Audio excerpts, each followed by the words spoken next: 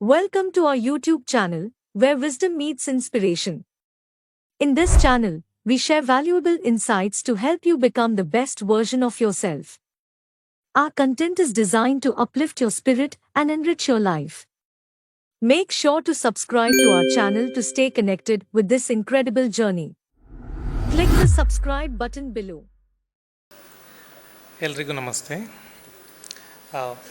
ವೇದಿಕೆಯಲ್ಲಿರುವ ಸ್ವಾಮೀಜಿ ಹಾಗೂ ಗಣ್ಯರೇ ಹಾಗೂ ನನ್ನೆಲ್ಲ ಮಿತ್ರರೇ,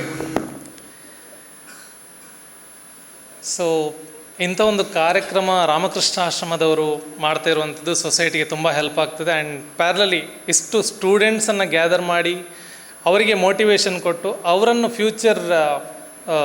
ಫ್ಯೂಚರಿಗೆ ಬೆಳೆಸುವಂಥದ್ದು ತುಂಬ ಇವತ್ತಿನ ಅಗತ್ಯ ಮತ್ತು ಅದನ್ನು ರಾಮಕೃಷ್ಣ ಆಶ್ರಮ ಮಾಡ್ತಾಯಿದೆ. ಇದಕ್ಕೆ ನಾನು ಫಸ್ಟ್ ಆಫ್ ಆಲ್ ಥ್ಯಾಂಕ್ಸ್ ಹೇಳ್ತಾ ಇದ್ದೇನೆ, ಸ್ವಾಮೀಜಿಗೂ ಥ್ಯಾಂಕ್ಸ್ ಹೇಳ್ತಾ ಇದ್ದೇನೆ. ಸೊ ಯಾವಾಗ ವ್ಯಾಲ್ಯೂಸ್ ಆ್ಯಂಡ್ ವಿಷನ್, ಸೊ ಇದರ ಬಗ್ಗೆ ಮಾತಾಡಿ ಅಂತ ಹೇಳಿದಾಗ ನಾನು ಇದಕ್ಕೆ ಸೂಟೇಬಲ್ ಅಂತ ರಂಜನ್ ಸರ್ ಹತ್ರ ಕೇಳಿದೆ. ಸೊ ಅವ್ರು ಹೇಳಿದರು ಬೇರೇನು ಹೇಳಬೇಕು ಅಂತಿಲ್ಲ, ನಿಮ್ಮ ಜರ್ನಿ ಒಂದೊಂದು ಸಲ ಹೇಳ್ತಾ ಹೋಗಿ ಅಂತ. ಸೊ ನಾನು ನನ್ನ ಜರ್ನಿಯನ್ನು ಅಥವಾ ನನ್ನ ಕರಿಯರ್ ಜರ್ನಿ ನಾನು 11ನೇ ವರ್ಷ ಇರಬೇಕಾದ್ರೆ ಸ್ಟಾರ್ಟ್ ಮಾಡಿದ್ದೇನೆ. ಸೊ ಮನೆಯಲ್ಲಿ ನಾವೆಲ್ಲರೂ ಡೈಲಿ ಕೆಲಸ ಮಾಡ್ತೇವೆ, ಬಟ್ ನಮಗೆ ಹಣ ಸಿಗುವ ಡೇಟಿಂದ ನಾವು ನಮ್ಮ ಕರಿಯರ್ ಅಂತ ನಾವು ಅಂದ್ಕೊಳ್ತೇವೆ. ಹಾಗೆ ನಾನು 5ನೇ ಕ್ಲಾಸಲ್ಲಿರಬೇಕಾದ್ರೆ ಹೇಗೆ ಏಪ್ರಿಲ್ ಮೇಯಲ್ಲಿ ಆ ಟೈಮಲ್ಲಿ ರಜೆ ಸಿಗ್ತಿತ್ತು, ಇವಾಗ ಕೋವಿಡ್ ಬಂದ ನಂತರ ಮೇ ಬಿ ಆಚೆ ಸ್ವಲ್ಪ ಚೇಂಜಸ್ ಇರ್ಬೋದು. ಸೊ ಆ ಟೈಮಲ್ಲಿ ನಾವೇನು ಮಾಡ್ತಿದ್ವಿ ಅಂತೇಳಿದರೆ, ರಜೆ ಸಿಕ್ಕ ನೆಕ್ಸ್ಟ್ ಡೇ ನಾವು ಈ ಸಿಮೆಂಟ್ ಸಿವಿಲ್ ವರ್ಕ್ಸ್ ಇರ್ಬೋದು, ಅಥವಾ ಏನು ಹೇಳ್ತಾರೆ ಸೆಂಟ್ರಿಂಗ್ ಇರ್ಬೋದು, ಅಥವಾ ವೈರಿಂಗ್ ಇರ್ಬೋದು, ಇಂಥವ್ರ ಜೊತೆ ಹೆಲ್ಪರ್ ಆಗಿ ನಾವು ಕೆಲಸಕ್ಕೆ ಹೋಗ್ತಾಯಿದ್ವಿ. ಸೊ ನಮ್ಮ ರಜೆ ಎಂಡ್ ಆಗುವಾಗ ನಮ್ಮ ಕಿಸೆಯಲ್ಲಿ ಒಂದು 1000 ರುಪೀಸೋ ಅಥವಾ 500 ರುಪೀಸೋ ನಮ್ಮ ಸೇವಿಂಗ್ಸ್ ಇರ್ತಿತ್ತು. ಆ ಸೇವಿಂಗ್ಸನ್ನು ನಾವು ಆ ಟೈಮಲ್ಲಿ ನಮಗೆ ಸರಿಯಾದ ಹಣದ ಬಳಕೆಯ ಅರಿವು ಇಲ್ಲದೆ ನಾವೇನು ಮಾಡ್ತಿದ್ವಿ ಅಂತೇಳಿ ಜಾತ್ರೆಯಲ್ಲಿ ಸ್ವಲ್ಪ ಖರ್ಚು ಮಾಡೋದು, ಅಥವಾ ನಮ್ಮದು ಶಾಲೆದ್ದು ಫೀಸ್ ಅಂಥದ್ದಿಂತ ಫೀಸಿಗಲ್ಲ, ಬಟ್ ಶಾಲೆದೇನಾದರೂ ನೋಟ್ಸ್, ಬುಕ್, ಪೆನ್ ಅಂಥದ್ದೇನಕ್ಕಾದರೂ ನಾವು ಸ್ಪೆಂಡ್ ಮಾಡ್ತಾಯಿದ್ವಿ. ಸೊ ಇದು ಕಂಟಿನ್ಯೂಸ್ ಆಗಿ ನಾವು ನಮ್ಮ ಫ್ರೆಂಡ್ಸ್, ನಮ್ಮ ಊರವ್ರ ಮನೆಯಲ್ಲೆಲ್ಲ ಅಪೋಸಿತ್ತು. ಅಂದರೆ ಮಕ್ಕಳು ಕೆಲಸಕ್ಕೆ ಹೋಗೋದು ಅಂತೇಳಿದರೆ ಮನೆಯಲ್ಲಿ ಅಷ್ಟು ಒಪ್ಕೊಳ್ಳಲ್ಲ ತಂದೆ ತಾಯಿ. ಅಂದರೆ ಎಲ್ಲ ಗ್ರ್ಯಾಜುಯೇಷನ್ ಎಲ್ಲ ಆಗಬೇಕು, ಅದರ ನಂತರ ಕೆಲಸಕ್ಕೆ ಹೋಗೋದು ಅಂತೇಳಿದರೆ ಓಕೆ. ಅದು ಸಹ ಈ ಸಿಮೆಂಟ್ ಅಥವಾ ಏನು ಅಂಥ ಕೆಲಸಕ್ಕೆಲ್ಲ ಹೋಗೋದು. ಇವನ್ ಯು ಓಂಟ್ ಬಿಲೀವ್, ನಾನು 7ನೇ ತರಗತಿಯಲ್ಲಿ ಇರಬೇಕಾದ್ರೆ ಒಂದು 40 ಫೀಟ್ ಆಳದ್ದು ಬಾವಿಗೆ ರಿಂಗ್ ಹಾಕ್ತಾರೆ. ಆ ರಿಂಗ್ ಹಾಕಲಿಕ್ಕೆ ಜನ ಇರಲಿಲ್ಲ. ಸೊ ದ್ಯಾಟ್ ನಾನು ಇಳಿದು ಅದನ್ನು ರಿಂಗ್ ಹಾಕುವ ಇದನ್ನೆಲ್ಲ ನಾವು ಒಟ್ಟಿಗೆ ಸೇರಿ ಮಾಡ್ತಾಯಿದ್ವಿ. ಅಂದರೆ ಮೇಸ್ತ್ರಿ ಅಂತ ಕರೀತಾರೆ, ಹೆಲ್ಪರ್ಸ್ ಆಗಿ ನಾವು ವರ್ಕ್ ಮಾಡ್ತಾಯಿದ್ವಿ. ಸೊ ಅದೆಷ್ಟು ಕಷ್ಟ ಇತ್ತು ಅಂತೇಳಿದರೆ ಆ ಟೈಮಲ್ಲಿ. ಇವಾಗೆಲ್ಲ ನಮಗೆ ತುಂಬ ಹೆಲ್ಪ್ ಆಗ್ತದೆ ನಮ್ಮ ಈ ಜರ್ನಿಗೆ. ಒಂದು ಬೆಳಿಗ್ಗೆಯಿಂದ ಮಧ್ಯಾಹ್ನ ತನಕ ಬಾವಿಯೊಳಗೆ ವರ್ಕ್ ಮಾಡಿ ಮೇಲೆ ಬರುವಾಗ ಕಾಲು ಸೈಡಲ್ಲಿ ಸೌದು ಫುಲ್ ಒಳಗಡೆದ್ದು ಏನು ಎಲುಬು ಕಾಣ್ತಾ ಇರ್ತದೆ, ಅಥವಾ ಕೈಯಲ್ಲೆಲ್ಲ. ಯಾಕಂದರೆ ನಮ್ಮ ಆ ಏಜ್ ಅದನ್ನು ತಗೊಳ್ಳಿಕ್ಕೆ ರೆಡಿ ಇರೋದಿಲ್ಲ. ಬಟ್ ಆ ಟೈಮಲ್ಲಿ ನಾವು ಸ್ಟಾರ್ಟ್ ಮಾಡ್ತಾ ಬಂದಾಗೆ ನಮಗದು ಅದೇ ಸ್ಟ್ರೆಂತ್ ಆಗ್ತಾ ಹೋಯಿತು. ಮನೆಯಲ್ಲಿರುವ ಕೆಲಸಗಳನ್ನು ಮಾಡ್ತಾಯಿದ್ವಿ. ನಮ್ಮ ಮನೆಗೆ ನಾನು ಡಿಗ್ರಿ ಮುಗಿಯೋ ತನಕ ನನಗೆ ಕರೆಕ್ಟಾಗಿ ನೆನಪಿದೆ, ಡಿಗ್ರಿ ನಾನು ಮನೆಯಿಂದಲೇ ಹೋಗ್ತಾ ಇರಬೇಕಾದ್ರೆ ಡಿಗ್ರಿ ಮುಗಿಯೋ ತನಕ ನಮ್ಮ ಮನೆಗೆ ತೋಟಕ್ಕೆ ಆಗಲಿ ಯಾವುದಕ್ಕಾದರೂ ಕೆಲಸಕ್ಕೆ ಜನ ಬಂದದ್ದು ತುಂಬ ಅಪರೂಪ. ಅಷ್ಟು ದೊಡ್ಡ ಕೆಲಸ ಇದ್ದರೆ ಒಂದು 2-3 ಜನ ಏನಾದರೂ ಕರಿತಾಯಿದ್ರು, ಬಿಟ್ಟರೆ ಇಲ್ಲದಿದ್ದರೆ ನಾವೇ ನಮ್ಮ ಮನೆಯಲ್ಲಿ ತಂದೆ ತಾಯಿ ತಂಗಿ ಎಲ್ಲ ಸೇರಿ ನಾವೇ ವರ್ಕ್ ಮಾಡ್ತಾಯಿದ್ವಿ. ಸೊ 10th ಆಯಿತು, ನಂತರ PUC ಬಂದ್ವಿ. ಸೊ PUC ಅಂತ ಹೇಳಿದ್ರೆ ಕಾಲೇಜ್ ಲೈಫ್ ಒಂಚೂರು ಕಷ್ಟ, ಅಲ್ಲಿ ಕೆಲಸ ಮಾಡೋದು ಅಥವಾ ಏನಾದರೂ. ನಾನು ಸೈನ್ಸ್ ತಗೊಂಡಿದ್ದೆ, ಸೊ ದ್ಯಾಟ್ ಈ ವರ್ಕ್ ಜೊತೆಗೆ ಇದನ್ನು ಬ್ಯಾಲೆನ್ಸ್ ಮಾಡೋದು ಕಷ್ಟ. ಬಟ್ ಸ್ಟಿಲ್ ನಾವು ಅರ್ನಿಂಗ್ ತುಂಬ ಇಂಪಾರ್ಟೆಂಟ್ ಅಂತ ನನಗೆ ಆ ಟೈಮಲ್ಲೇ ಆಗ್ತಿತ್ತು. ಯಾಕಂತ ಹೇಳಿದರೆ ತಂದೆ ತಾಯಿ ಹತ್ರ ಏನಕ್ಕಾದರೂ ಹಣ ಕೇಳೋದು ಅಂತ ಹೇಳಿದ್ರೆ ನನಗೆ ತುಂಬ ಏನು ಹೇಳ್ತಾರೆ ಹೆಸಿಟೇಷನ್. ಐ ಮೀನ್ ಕೇಳಬೇಕಲ್ಲ, ಕೊಡ್ತಾರಾ ಇಲ್ವಾ, ಅಥವಾ ಕಷ್ಟ ಉಂಟು ಮನೆಯಲ್ಲಿ, ತಗೊಳ್ಬೇಕಾ ಬೇಡವಾ ಅಂತ. ಸೊ ಆ ಜರ್ನಿ ಮುಗಿದ ನಂತರ ನಾನು PUC ನಂತರ ಡಿಗ್ರಿಗೆ SDM ಕಾಲೇಜ್ ಉಜಿರೆಯಲ್ಲಿ ಜಾಯ್ನ್ ಆದೆ. ಸೊ ನಾನು ಸ್ಪೋರ್ಟ್ಸಲ್ಲಿದ್ದೆ ಆ ಟೈಮಲ್ಲಿ ಕೂಡ. ನಂದು ಡಿಗ್ರಿ ಫಸ್ಟಿಗೆ ನಾನು ಶ್ರದ್ಧಾ ಎಂಟರ್ಪ್ರೈಸಸ್ ಅಂತ ಬೆಳ್ತಂಗಡಿಯಲ್ಲಿ ಉಂಟು. ಅಲ್ಲಿ ನಾನು ಸಂಜೆ ನನ್ನ ಕಾಲೇಜ್ ಮುಗಿಸಿ ಒಂದು 4:30-5 ಗಂಟೆಗೆ ನಾನು ಫ್ಲೆಕ್ಸ್ ಬೋರ್ಡ್ ಅಥವಾ ಹೋರ್ಡಿಂಗ್ಸ್ ಏನು ಈ ಬ್ಯಾಕ್ ಡ್ರಾಪ್ಸ್ ಎಲ್ಲ ಹಾಕಿದ್ದೀರಾ, ಸೊ ಇದನ್ನೆಲ್ಲ ಫ್ಲೆಕ್ಸ್ ಎಳೀಲಿಕ್ಕೆ ಹೋಗ್ತಾಯಿದ್ದೆ. ಸೊ ದಿನಕ್ಕೊಂದು 150 ರೂಪಾಯಿ ದುಡಿತಿದ್ದೆ ಆಗ. ಆ್ಯಂಡ್ 6 to ಒಂದು 9 o'clock 10 o'clock ತನಕ ನಾನು ವರ್ಕ್ ಮಾಡ್ತಿದ್ದೆ. 10 ನಂತರ ನಾನು ಮನೆಗೆ ಹೋಗ್ತಾಯಿದ್ದೆ. ಬೆಳಿಗ್ಗೆ 5 ಗಂಟೆಗೆ ಕಾಲೇಜಲ್ಲಿ ಟೆನ್ನಿಸ್ ಪ್ರಾಕ್ಟೀಸ್. ಸೊ ನನ್ನ ಮನೆಯಿಂದ ಕಾಲೇಜಿಗೆ ಒಂದು 30 ಕಿಲೋಮೀಟರ್ ಡಿಸ್ಟೆನ್ಸ್ ಇರ್ಬೋದು. ನನ್ನ ಮನೆ ಗೇರುಕಟ್ಟೆ. ಸೊ ನಾನು ಬೆಳಿಗ್ಗೆ ಎದ್ದು ನಡ್ಕೊಂಡು ಹೋಗೋದು. ನನಗೆ ಎಗೈನ್ ವಾರ್ಮಪ್ ಅಂತ ಸೆಷನ್ ಇಲ್ಲ. ನಾನು ಗೇರುಕಟ್ಟೆಯಿಂದ ಗುರುವಾನ್ಕೆರೆ ಅಬೌಟ್ ಒಂದು 8 ಕಿಲೋಮೀಟರ್ ಡಿಸ್ಟೆನ್ಸನ್ನು ನಾನು ನಡ್ಕೊಂಡು ಹೋಗ್ತಿದ್ದೆ ಡೈಲಿ ಮಾರ್ನಿಂಗ್. ಅಮ್ಮ ಬೆಳಿಗ್ಗೆ 4 ಗಂಟೆಗೆ ಎದ್ದು ರಾಗಿ ಮಾಡಿ ಕೊಡ್ತಿದ್ರು, ಅದನ್ನು ಕೊಡ್ತು ಸೀದಾ ನಡ್ಕೊಂಡು ಹೋಗೋದು. ಹೋಗಿ ಬೆಳಿಗ್ಗೆ 5:30 6 ಗಂಟೆಗೆ ನಾವು ಟೆನ್ನಿಸ್ ಪ್ರಾಕ್ಟೀಸ್ ಸ್ಟಾರ್ಟ್ ಆಗ್ತಿತ್ತು. 6 ಗಂಟೆಯಿಂದ ಒಂದು 9 ಗಂಟೆ ತನಕ ಪ್ರಾಕ್ಟೀಸ್. ನಂತರ ಸಿದ್ಧವನಕ್ಕೆ ಹೋಗಿ ಫ್ರೆಶ್ ಅಪ್ ಆಗಿ ನಂತರ again college life, evening same. So ನಂದು ದಿನದ ಆವಾಗಲೇ ನಾನು 24 ಗಂಟೆಯಲ್ಲಿ ಸಾಧಾರಣ ಒಂದು 16ರಿಂದ 18 ಗಂಟೆ ತನಕ ನಾನು ಆ್ಯಕ್ಟಿವ್ ಇರ್ತಿದ್ದೆ. ಉಳಿದ ಟೈಮ್ ನಿದ್ದೆ. ಅದು ಅವತ್ತಿಗೂ ಅಷ್ಟೇ ಇವತ್ತಿಗೂ ಅಷ್ಟೇ 6 hour ನಾನು ನೀಟಾಗಿ ಮಲಗ್ತೇನೆ, ಎಷ್ಟೇ ಪ್ರೆಷರ್ ಇದ್ದರೂ ಅಥವಾ ಏನೇ ಟೆನ್ಷನ್ ಇದ್ದರು. ಸೊ ಇದೆಲ್ಲ ಮುಗಿಯಿತು. ಡಿಗ್ರಿ BSc ಕಂಪ್ಲೀಟ್ ಆಯಿತು. ಆ್ಯಂಡ್ ಇವನ್ ಸ್ಟಿಲ್ ಸ್ಪೋರ್ಟ್ಸಲ್ಲಿರಬೇಕಾದ್ರೆ ಒಂದು ಎಕ್ಸಾಮ್ ಅಟೆಂಡ್ ಆಗಲಿಕ್ಕಾಗಲಿಲ್ಲ. ಟಿಲ್ ಡೇಟ್ ನಾನು ಇವತ್ತು ಕೂಡ ಒಂದು ಎಕ್ಸಾಮ್ ಪೆಂಡಿಂಗೇ ಉಂಟು. ಸೊ ನನ್ನ ಡಿಗ್ರಿ ಕಂಪ್ಲೀಟ್ ಅಂತ ಹೇಳಲಿಕ್ಕೆ ಬರೋದಿಲ್ಲ, ಪರ್ಸ್ಯೂಯಿಂಗ್ ಅಂತ ಹೇಳ್ಬೋದು. ಆ್ಯಂಡ್ ನನ್ನ ಆ್ಯಕ್ಚುಲ್ ಕರಿಯರ್ ಸ್ಟಾರ್ಟ್ ಆಯ್ತು ಅಲ್ಲಿಂದ. ಸೊ ದ್ಯಾಟ್ ನನಗೆ ಹಾರ್ಡ್ವೇರ್ ಆ್ಯಂಡ್ ನೆಟ್ವರ್ಕಿಂಗ್ ಕಲಿಬೇಕು ಅಂತಾಯಿತು. ಯಾಕಂದರೆ ನನಗೆ ಈ ಕ್ಲಾಸಲ್ಲಿ ಕೂತ್ಕೊಂಡು ಥಿಯರಿ ಕ್ಲಾಸಸನ್ನು ಕೇಳೋದು ನನಗೆ ಇಂಟ್ರೆಸ್ಟ್ ಇಲ್ಲಿರಲ್ಲ. ಅದಕ್ಕೋಸ್ಕರ ನಾನು ಸೈನ್ಸ್ ಚೂಸ್ ಮಾಡಿದೆ. ಯಾಕಂದರೆ ಹೇಳಿದರೆ ಲ್ಯಾಬೋರೇಟ್ರಿಯಲ್ಲಿ ಅಥವಾ ಲ್ಯಾಬಲ್ಲಿ ಏನಾದರೂ ಪ್ರಾಕ್ಟಿಕಲ್ ಕ್ಲಾಸಸ್ ಸಿಗ್ತದೆ ಅಂತ ಹೇಳೋ ಪರ್ಪಸಿಗೆ. ಸೊ ನಾನು 2014 ನನ್ನ ಡಿಗ್ರಿ ಆದ ನಂತರ ಮಂಗಳೂರಿಗೆ ಬಂದೆ. ಬರಬೇಕಾದ್ರೆ ನಾನು ಹೇಳಿದೆ ಕೆಲಸ ಎಲ್ಲ ಸಿಕ್ಕಿದೆ, ನನಗೆ ಡೇಟಾ ಎಂಟ್ರಿ ಕೆಲಸ ಸಿಕ್ಕಿದೆ ಅಂತ ಮನೆಯಲ್ಲಿ ಸಹ ಒಂದು ಸುಳ್ಳು ಹೇಳಿದೆ. ಆ್ಯಂಡ್ ನಾನು ವರ್ಕ್ ಮಾಡ್ತಿದ್ದ ಕಡೆ ಸಹ ನಾನು ಸುಳ್ಳು ಹೇಳಿದೆ. ನಾನು ಮಂಗಳೂರು ನೋಡಿದ್ದು ತುಂಬ ಅಪರೂಪ. ನಮ್ಮದು ಬೆಳ್ತಂಗಡಿ ಗೇರುಕಟ್ಟೆ ಅಂತ ಹೇಳಿದರೆ ಒಂದು ಹಳ್ಳಿ ಅಂತಲೇ ಕನ್ಸಿಡರ್ ಮಾಡ್ಬೋದು ಅದನ್ನು. ಸೊ ಅಲ್ಲಿಂದ ಸೀದಾ ಮಂಗಳೂರಿಗೆ ಬಂದೆ. ಅಂದರೆ ಒಂದು ಧೈರ್ಯ, ಎಲ್ಲಿಯಾದರೂ ಹೋಗಿ ದುಡ್ದು ಬದುಕ್ತೇನೆ ನಾನು ಅಂತ. ಸೊ ನಾನು ಮಂಗಳೂರಿಗೆ ಬಂದೆ. ಮಂಗಳೂರಿಗೆ ಬಂದು ಇಲ್ಲೇ ಪಾಂಡೇಶ್ವರ ಹತ್ತಿರ ಇರಬೇಕಾ ನಮ್ಮ ಏನು ಫೋರಮ್ ಪಿಜ್ಜಾ ಮಾಲ್ ಆಗ ಜಸ್ಟ್ ಓಪನ್ ಆದ ಟೈಮ್. ಆ ಟೈಮಲ್ಲಿ ನಾನು ಬಂದು ಡೈರೆಕ್ಟಾಗಿ ಫಸ್ಟಿಗೆ ಸಿಟಿ ಸೆಂಟರ್ ಹೋದೆ. ಅಂದರೆ ಮಾಲ್ಸಲ್ಲಿ ಏನಾದರೂ ಕೆಲಸ ಸಿಗ್ತದೆ ಅಂತ. ಅಲ್ಲಿ ಒಬ್ಬರು ಪಾಪ್ಕಾರ್ನ್ಸ್ ಮಾರೋರ ಹತ್ರ ಕೇಳಿದೆ ಏನಾದರೂ ಕೆಲಸ ಸಿಗ್ತದೆ ಅಂತ. 2nd floor or 3rd floorಲ್ಲಿದ್ದರು ಅವರು. ಅವ್ರು ಹೇಳಿದರು ಪಾಂಡೇಶ್ವರದಲ್ಲಿ ಒಂದು ಮಾಲ್ ಓಪನ್ ಆಗಿದೆ, ಅಲ್ಲಿ ಕೆಲಸ ಸಿಗ್ಬೋದು, ಹೋಗಿ ನೋಡುವ ಅಂತ. ಸೊ ಪಾಂಡೇಶ್ವರದಲ್ಲಿ PVR ಸಿನಿಮಾಸ್ಗೆ ಬಂದೆ. PVR ಸಿನಿಮಾಸಲ್ಲಿ ಬಂದು ಕೇಳಿದ್ವಿ ಕೆಲಸ ಸಿಗ್ತದಾ ಅಂತ. ಉಂಟು ಅಂತ ಹೇಳಿದರು, ಬಟ್ ಫುಲ್ ಟೈಮ್ ಇಲ್ಲ, ಪಾರ್ಟ್ ಟೈಮ್ ಉಂಟು ಅಂತ. ನನಗೆ ಏನು ಹೇಳ್ತಾರಲ್ಲ, ರೋಗಿ ಬಯಸಿದ್ದು ಹಾಲು ಅನ್ನ, ವೈದ್ಯ ಕೊಟ್ಟದ್ದು ಹಾಲು ಅನ್ನ ಅಂತ. ಸೇಮ್ ನನಗೆ ಪಾರ್ಟ್ ಟೈಮ್ ಸಿಕ್ಕಿತ್ತು. 7 ಗಂಟೆಯಿಂದ ರಾತ್ರಿ 12 ಗಂಟೆ ತನಕ ಕೆಲಸ. ಒಂದು 6000 ಸ್ಯಾಲ್ರಿ ಕೊಡ್ತಾಯಿದ್ರು. ನನಗೆ ಸ್ಯಾಲ್ರಿ ಓಕೆ, ಬಟ್ ನನಗೆ ಟೈಮ್ ವೇಸ್ಟ್ ಮಾಡಲಿಕ್ಕೆ ಬೇಡ ಎಲ್ಲಿ ಸಹ. ಸೊ ನಾನಲ್ಲಿ ಜಾಯ್ನ್ ಆದೆ. ಇಲ್ಲೇ ಮಠದ ಹತ್ತಿರ ಇರುವ ನಮ್ಮ ದೇವಸ್ಥಾನದ ಒಳಗೆ ಒಂದು PG ಉಂಟು, ಅಲ್ಲಿ ನಾನು ಸ್ಟೇ ಆಗ್ತಿದ್ದದ್ದು. ಇಲ್ಲಿಂದ ಅಲ್ಲಿಗೆ ಡೈಲಿ ನಡ್ಕೊಂಡು ಹೋಗಿ ಬರುವಂಥದ್ದು. ಆ್ಯಂಡ್ ಹೋಲ್ ಡೇ ಫ್ರೀ ಇತ್ತು. ಸೊ ನನ್ನ ಮೇಯ್ನ್ ಉದ್ದೇಶ ಇದ್ದದ್ದು ಹಾರ್ಡ್ವೇರ್ ಆ್ಯಂಡ್ ನೆಟ್ವರ್ಕಿಂಗ್ ಕಲೀಲಿಕ್ಕೆ. ಸೊ ಅಗೇನ್ ಇಲ್ಲೊಂದು 40-50 ಸಾವಿರ ಫೀಸ್ ಬೇಕು, ಅದನ್ನು ಒಟ್ಟು ಮಾಡಬೇಕು, ಅದಕ್ಕೆ ಈ ಜಾಬ್. ಸೊ ಈ ಒಂದೇ ಜಾಬಿಂದ 60 ಸಾವಿರ ಒಟ್ಟು ಮಾಡಬೇಕಾದ್ರೆ 1 ವರ್ಷ ತಗೊಳ್ತದೆ. ಏನು ಮಾಡ್ಬೋದು ಅಂತ ಹೇಳಿ ಅಗೇನ್ ನಾನು ನಾವು ಇಲ್ಲೇ ಹತ್ತಿರದ ಒಂದು ಅಂಗಡಿಯಿಂದ ಕಡಲೆ ತರಬೇಕಾದ್ರೆ ಅದರಲ್ಲೊಂದು ಜನ ಬೇಕಾಗಿದ್ದಾರೆ ಅಂತ ಇತ್ತು ಹಾರ್ಡ್ವೇರ್ ಆ್ಯಂಡ್ ನೆಟ್ವರ್ಕಿಗೆ. ಸೊ ಕಾಲ್ ಮಾಡಿದೆ ಅವರಿಗೆ, ಏನು ಜಾಬ್ ಉಂಟಂತ. ಸೊ ಬಜ್ಪೆಯಲ್ಲಿ ವೈಫೈ ಕಂಪ್ಯೂಟರ್ಸ್ ಅಂತ ಉಂಟು, ಅಲ್ಲಿ ಹೋಗಿ ನಾನು ಕೇಳಿದೆ ಏನು ಜಾಬ್ ಎಂತ ಅಂತ. ಅವ್ರು ಹೇಳಿದರು ಕಂಪ್ಯೂಟರ್ ರಿಪೇರಿ ಎಲ್ಲ ಮಾಡಬೇಕು. ಓಕೆ, ನನ್ನ ವಿಷನ್ ಉಂಟು, ಅದಕ್ಕೆ ಸೂಟ್ ಆಗ್ತಾ, ಅಥವಾ ನಾನೇನು ಕಲಿತಾ ಇದ್ದೇನೆ ಅದಕ್ಕೆ ಇದು ಸೂಟ್ ಆಗ್ತದೆ. ಸೊ ಅಲ್ಲೂ ಜಾಬ್ ತಗೊಂಡೆ. ಸೊ ನನಗೀಗ ತಿಂಗಳಿಗೆ ಅಲ್ಲೊಂದು 6000, ಇಲ್ಲೊಂದು 6000 ಪ್ಲಸ್ PVR ಸಿನಿಮಾಸಲ್ಲಿ ನಾವು ಸರ್ವ್ ಮಾಡ್ತಾ ಇರಬೇಕಾದ್ರೆ ನಮಗೆ ಟಿಪ್ಸ್ ಸಿಗ್ತಾಯಿತ್ತು. ಸೊ ಫುಡ್ ಸರ್ವ್ ಮಾಡೋದು ಅಥವಾ ಅವರಿಗೆ ಕೋಕ್ ಅಂಥದ್ದೆಲ್ಲ ಸರ್ವ್ ಮಾಡಬೇಕಾದ್ರೆ ನಮಗೆ ಟಿಪ್ಸ್ ಸಿಗ್ತಾಯಿತ್ತು. ಇದು ನನ್ನ ಬಸ್ಸಿನ ಖರ್ಚಿಗೆಲ್ಲ ಆಗ್ತಾಯಿತ್ತು. ಸೊ ದ್ಯಾಟ್ ನಾನು ರಾತ್ರಿ PVR ಸಿನಿಮಾಸಲ್ಲಿ, ಬೆಳಿಗ್ಗೆ ವೈಫೈ ಕಂಪ್ಯೂಟರ್ಸಲ್ಲಿ ವರ್ಕ್ ಮಾಡ್ತಾಯಿದ್ದೆ. ಅದರ ಮಿಡ್ಲಲ್ಲಿ ಇಲ್ಲಿ CTTI ಅಂತ ಒಂದು ಇನ್ಸ್ಟಿಟ್ಯೂಷನ್ ಉಂಟು, ಅಲ್ಲಿ ಹೋಗಿ ಹಾರ್ಡ್ವೇರ್ ನೆಟ್ವರ್ಕಿಂಗ್ ಆ್ಯಂಡ್ ಸರ್ವರ್ ಈ ಕೋರ್ಸಿಗೆ ಜಾಯ್ನ್ ಆದೆ. ಜಾಯ್ನ್ ಆಗಬೇಕಾದ್ರೆ ಕೇಳಿದೆ, ಸರ್ ನನಗೆ ಎಲ್ಲ ಹಣ ಈಗಲೇ ಕೊಡ್ಲಿಕ್ಕೆ ಸಾಧ್ಯ ಇಲ್ಲ, ನನಗೆ ಸ್ವಲ್ಪ ಟೈಮ್ ಬೇಕು, ಒಂದು 10-15 ಸಾವಿರ ಕೊಡ್ತೇನೆ ಅಂತ. ಸೊ ಓಕೆ ಹೇಳಿದರು, ಜಾಯ್ನ್ ಆದೆ. ಇನ್ನೂ ಟೈಮ್ ಉಂಟಲ್ಲ, ಎಗೇನ್ ವರ್ಕ್ ಮಾಡಬೇಕು, ಮಂತ್ ಎಂಡಿಗೆ ಹಣ ಬೇಕು, ಏನು ಮಾಡೋದು? ಸೊ ಆಗ ಸೆಂಟ್ರಲ್ ಮಾರ್ಕೆಟಲ್ಲಿ ಬೆಳಿಗ್ಗೆ 3 ಗಂಟೆಗೆ ಓಪನ್ ಆಗ್ತದೆ ಸೆಂಟ್ರಲ್ ಮಾರ್ಕೆಟ್. ಸೊ ಸೆಂಟ್ರಲ್ ಮಾರ್ಕೆಟ್ಗೆ ಹೋಗ್ತಾಯಿದ್ವಿ ನಾನು ಮತ್ತು ಅಭಿಷೇಕ್ ಅಂತ. PVR ಸಿನಿಮಾಸ್ ಮುಗಿಸಿ ಇಲ್ಲಿಂದ ಸೀದಾ ಸೆಂಟ್ರಲ್ ಮಾರ್ಕೆಟ್ಗೆ ಹೋಗೋದು.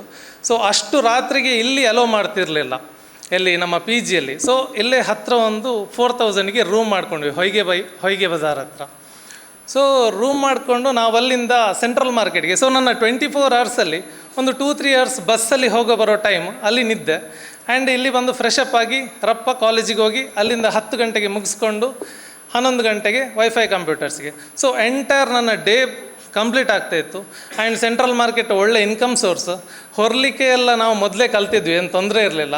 ತರಕಾರಿ ಹೊರೋದು ಅಥವಾ ಏನು ಆನಿಯನ್ ಇದ್ದು ಬ್ಯಾಗ್ಸ್ ಪ್ರತಿಯೊಂದನ್ನು ಕೆಲಸ ಮಾಡ್ತಾಯಿದ್ವಿ. ನನ್ನ ಫ್ರೆಂಡಿಗೆ 3 ದಿವಸಕ್ಕೆ ಸುಸ್ತಾಯಿತು, ಅವ ಪಾಪ ಎಕ್ಸ್ಪೀರಿಯೆನ್ಸ್ ಇರಲಿಲ್ಲ. ಅವ ಹೇಳ್ದ, ಬ್ರೋ ಯಾನ್ ಬರ್ಪುಜಿ ಈ ಪೋಲ ಅಂತ. ಸೊ ನಾನು ಕ್ಯಾರಿ ಮಾಡಿದೆ. ಆ್ಯಂಡ್ ಇದೆಲ್ಲ ಆದ ನಂತರ ನನ್ನ ಇಲ್ಲಿದ್ದು ಕಲಿಯೋದಾಯಿತು. ಅದರ ನಂತರ ಬ್ಯಾಂಗ್ಳೂರಿಗೆ ಹೋದೆ, ಪಾಸಿಫ್ಲೆಕ್ಸ್ ಅಂತ ಹೇಳುವ ಕಂಪನಿಯಲ್ಲಿ ಜಾಯ್ನ್ ಆದೆ. ಜಾಯ್ನ್ ಆಗಿ ಮಂಡೇ ಟು ಫ್ರೈಡೇ ನನಗೆ ವರ್ಕ್ ಇತ್ತು. ಆ್ಯಂಡ್ ಸ್ಯಾಟರ್ಡೇ ಸಂಡೇ ನನಗೆ ವರ್ಕ್ ಇರಲಿಲ್ಲ. ಸೊ ಏನು ಮಾಡ್ಬೋದು ಸ್ಯಾಟರ್ಡೇ ಸಂಡೇ, ನನಗೆ ಏನಾದರೂ ಟೆನ್ಷನ್. ಬಟ್ 1 ವಾರ ನಾನಲ್ಲಿ ಕೂತಿದ್ದೆ, ಸ್ಯಾಟರ್ಡೇ ಸಂಡೇ ಏನು ಮಾಡೋದು ಅಂತ. ನೆಕ್ಸ್ಟ್ ಸ್ಯಾಟರ್ಡೇ ಸಂಡೇಗೆ ನನ್ನ ಊರಿಂದ ನನಗೆ ಇವತ್ತು ನೆನಪಿದೆ, ನೌಫಾಲ್ ಅಂತ ಹೇಳೋ ಹುಡುಗ, ಇರಗೆ ಕಂಪ್ಯೂಟರ್ ರಿಪೇರಿ ಗೊತ್ತುನ್ನತ್ತೆ, ಹೆಂಗೊಂಜಿ ಕಂಪ್ಯೂಟರ್ ಪಾಡ್ವರ ಅಂತ ಕೇಳಿದರು. ಓಕೆ, ಇಲ್ಲೊಂದು ರಿಕ್ವೈರ್ಮೆಂಟ್ ಇದೆ ಅಂತ ನನಗೆ ಅಂಡರ್ಸ್ಟ್ಯಾಂಡ್ ಆಯಿತು. ಸೊ ಆ್ಯಂಡ್ ಆ ಟೈಮಲ್ಲಿ ಕಂಪ್ಯೂಟರ್ ಈಗ ಸ್ಟೂಡೆಂಟ್ಸ್ ಹತ್ರ ಎಲ್ಲ ತುಂಬ ಕಮ್ಮಿ ಕಂಪ್ಯೂಟರ್ಸ್ ಇರ್ತಿದ್ದಿದ್ದು. ಅಂದರೆ ಒಂದು BCA ಹೋಗೋರು ಅಥವಾ MBA ಹೋಗೋರು ಮಾತ್ರ ಕಂಪ್ಯೂಟರ್ ಯೂಸ್ ಮಾಡ್ತಿದ್ರು. ಇವತ್ತಿನಾಗೆ ಎಲ್ಲ ಡಿಗ್ರಿ ಸ್ಟೂಡೆಂಟ್ಸ್ ಕಂಪ್ಯೂಟರ್ ತಗೊಳ್ತಿರ್ಲಿಲ್ಲ. ಸೊ ದಟ್ ಸ್ಯಾಟರ್ಡೇ ಸಂಡೇನು ಹೀಗೆ ಅಲೈನ್ ಮಾಡ್ಬೋದಲ್ಲ ಅಂತ ಹೇಳಿ ನಾನೊಂದು ಪ್ಲ್ಯಾನ್ ಮಾಡಿದೆ. ಏನು ಅಂತ ಹೇಳಿದರೆ, ನನ್ನ ಫ್ರೆಂಡ್ಸ್ ಹತ್ರ ಹೇಳಿದೆ, ನೀವು ಇನ್ ಕೇಸ್ ನನಗೆ ಒಂದು 10 ಕಂಪ್ಯೂಟ್ರ್ ಆರ್ಡರ್ ಕೊಟ್ಟರೆ ನಾನು ನಿಮಗೆ 1 ಕಂಪ್ಯೂಟರ್ ಕಾಸ್ಟನ್ನು ಫ್ರೀಯಾಗಿ ನಿಮಗೆ ಕೊಡ್ತೇನೆ ಅಂತ. ಸೊ ನಾನು ಒಂಚೂರು ಬಿಸ್ನೆಸ್ ಮೈಂಡ್ ಆಗ ವರ್ಕ್ ಆಯಿತು. ಆ್ಯಂಡ್ ಅದಕ್ಕಿಂತ ಮುಂಚೆ ಕೂಡ ನಾವು ತುಂಬ ಬಿಸ್ನೆಸ್, ಇಲ್ಲಿ ಚಿಕ್ಕ ಪುಟ್ಟ ಬಿಸ್ನೆಸ್ ಅಂತ ಹೇಳ್ತಾರಲ್ಲ, ಏನು ನಮ್ಮ ಕಳಸದಿಂದ ಟೀ ಪುಡಿ ತರಿಸಿ ಇಲ್ಲಿಂದ ನಾವು ಎಲ್ಲಿ ನಮ್ಮ ಬಿಜೈ ತನಕ ನಡ್ಕೊಂಡೋಗಿ ಪ್ರತಿ ಟೀ ಶಾಪಿಗೆ ನಾವು ಟೀ ಪೌಡ್ರನ್ನ ಸೇಲ್ ಮಾಡೋದು. ಅದರಲ್ಲಿ ಒಂದು 5 ರೂಪಾಯಿ ಮಾರ್ಜಿನ್ ಪರ್ KGಯಲ್ಲಿ ಇಡ್ತಿದ್ವಿ. ನಮಗೆ ತುಂಬ ದೊಡ್ಡ ರಿಕ್ವೈರ್ಮೆಂಟ್ ಇರಲಿಲ್ಲ, ಬಿಕಾಸ್ ನಂದು 50,000 ರೀಚ್ ಆದರೆ ಆಯಿತು ಮಂತ್ ಎಂಡಿಗೆ. ಇದನ್ನು ಮಾಡಿ ಕಂಪ್ಲೀಟ್ ಮಾಡಿಕೊಂಡು ನನ್ನ ಈ ಬ್ಯಾಂಗ್ಳೂರ್ ಲೈಫಿಂದ ವಾರಕ್ಕೊಂದು ಸಲ ಇಲ್ಲಿ ಒಂದು 5-6 ಕಂಪ್ಯೂಟ್ರನ್ನ ಸರ್ವ್ ಮಾಡ್ತಾ ನನ್ನ ಬಿಸ್ನೆಸ್ಸನ್ನು ಸ್ಟಾರ್ಟ್ ಮಾಡಿದೆ. ಸೊ 2014-15 ನನಗೆ ಡೆಂಗ್ಯೂ ಅಟ್ಯಾಕ್ ಆಯಿತು. ಸೊ ಫಸ್ಟ್ ಡೆಂಗ್ಯೂ ಅಟ್ಯಾಕ್ ಆದಾಗ ಅಷ್ಟು ದೊಡ್ಡ ಟೆನ್ಷನ್ ಏನು ಮಾಡಲಿಲ್ಲ. ಬಟ್ ಆ ಟೈಮಲ್ಲಿ ನನ್ನ ಫ್ರೆಂಡ್ ಒಬ್ಬ ಡೆಂಗ್ಯೂಯಿಂದ ಡೆತ್ ಆದ, ನಾಗೇಂದ್ರ ಅಂತ ಹೆಸರು. ಸೊ ಅದು ನನಗೆ ಒಂಚೂರು ಹೆದರಿಕೆ ಹುಟ್ಟಿಸಿದೆ. ಅಂದರೆ ಸಾವು ಪ್ರತಿಯೊಬ್ಬರಿಗೂ ಭಯವನ್ನು ಹುಟ್ಟಿಸ್ತದೆ, ಎಷ್ಟು ಬ್ಯುಸಿ ಇದ್ದರು. ಸೊ ನಾನೇನು ಮಾಡಿದೆ, ಓಕೆ ಇನ್ನು ಬೆಂಗಳೂರಲ್ಲಿ ಇರೋದು ಬೇಡ, ಈ ಟ್ರಾಫಿಕ್ ದಿನಕ್ಕೆ 4 ಅವರ್ಸ್ 5 ಅವರ್ಸ್ ಟ್ರಾಫಿಕಲ್ಲಿರೋದು, ನಂತರ ಆಫೀಸಿಗೆ ಹೋಗೋದು ಬರೋದು. ಸೊ ನಾನು ರಿಸೈನ್ ಪೇಪರ್ ಹಾಕಿ ಬಂದೆ ಬೆಂಗಳೂರು ಕಂಪನಿಯಲ್ಲಿ. ಬಟ್ ಕಂಪನಿಯವ್ರು ಅಕ್ಸೆಪ್ಟ್ ಮಾಡಲಿಲ್ಲ, ರಿಸೈನ್ ಏನಕ್ಕೆ ಹಾಕ್ತಿದ್ದಿ, ವರ್ಕ್ ಮಾಡು ಅಂತ. ಇಲ್ಲ ನನಗೆ ಹುಷಾರಿಲ್ಲ, ನಾನು ಮನೇಲಿರಬೇಕು ಅಂತ ಹೇಳಿದೆ. ಬಟ್ ಸ್ಟಿಲ್ 2 ಮಂತ್ ಅವ್ರು ಪೇ ಮಾಡಿದರು ನನಗೆ. ಆ್ಯಂಡ್ ಅದರ ನಂತರ ನಾನು ಇಲ್ಲೇ ತಂದೆ ಹತ್ರ ಹೇಳಿದೆ, ನನಗೊಂದು ಶಾಪ್ ಅಗ್ರಿಮೆಂಟ್ ಮಾಡಿಕೊಡಿ, ನಾನು ಬಿಸ್ನೆಸ್ ಸ್ಟಾರ್ಟ್ ಮಾಡ್ತೇನೆ ಅಂತ. ನನ್ನ ತಂದೆ 7,000 ಡೆಪಾಸಿಟ್ ಕೊಟ್ಟು ನಮ್ಮ ಊರಲ್ಲೇ ರೇಷ್ಮೆ ರೋಡ್ ಅಂತ ನಮ್ಮ ಊರು, ಅಲ್ಲಿ ಒಂದು ಶಾಪ್ ಅಗ್ರಿಮೆಂಟ್ ಮಾಡಿದರು. ತಿಂಗಳಿಗೆ 1,000 ರೆಂಟ್ ಇತ್ತು. ಸೊ ನನ್ನ ಹತ್ರ ಆಲ್ರೆಡಿ ಏನು ಫ್ಲೆಕ್ಸ್ ಬೋರ್ಡ್ ಹಾಕ್ಲಿಕ್ಕೆ ಹೋಗ್ತಿದ್ದರಿಂದ ನನಗೆ ತುಂಬ ಕನೆಕ್ಷನ್ಸ್, ಅಂದರೆ ತುಂಬ ಜನ ನನ್ನ ವೆಲ್ ವಿಷರ್ಸ್ ಇದ್ದರು. ಸೊ ನನ್ನ ಬಿಸ್ನೆಸ್ ಸ್ಟಾರ್ಟ್ ಮಾಡಿ ಫಸ್ಟಿಗೆ ನಾನು ಅವರಿಗೆಲ್ಲ ಹೋದಾಗ ವಿಸಿಟಿಂಗ್ ಕಾರ್ಡ್ ಕೊಡ್ತಾಯಿದ್ದೆ, ಹೀಗೆ ನಾನು ಸ್ಟಾರ್ಟ್ ಮಾಡಿದ್ದೇನೆ ಅಂತ.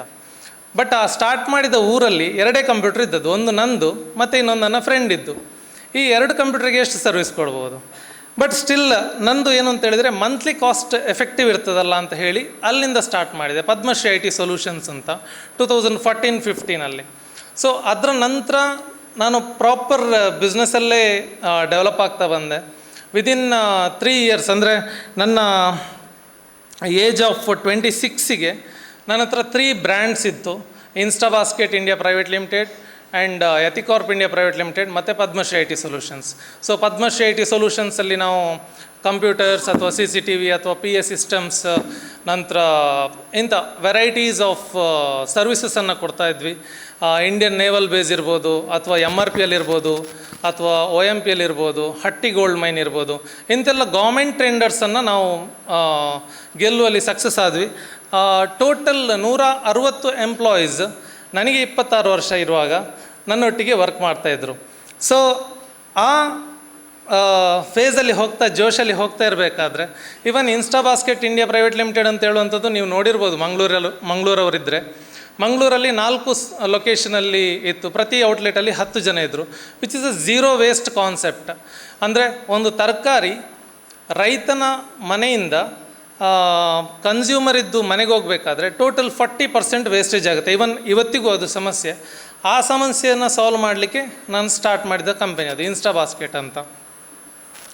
ಸೊ ಈ ಇನ್ಸ್ಟಾಬಾಸ್ಕೆಟ್ ಕಂಪನಿ ಒಂದು ಜಸ್ಟ್ ಟೇಕ್ ಆಫ್ ಆಗುವ ಟೈಮಲ್ಲಿ ಕೋವಿಡ್ ಬಂತು.